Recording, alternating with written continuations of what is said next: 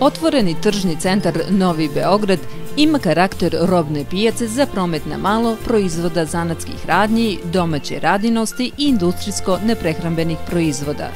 Prostire se na površini od 23.000 m2 sa 2.612 pijačnih tezgi, 46 lokala ukupne površine 1.543 m2 poslovnog prostora, 79 tipskih montažnih kioska i 35 kioska u vlasništvu zakupaca. Najveći srpski tržni centar pod otvorenim nebom na Novom Beogradu ove godine puni 20 godina.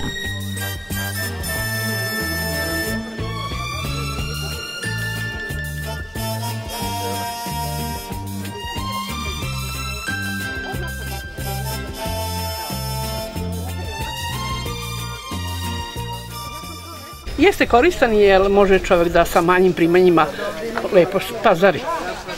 Da. Mene slika je slobodno. Ali čekaj da se joj nisi to bio.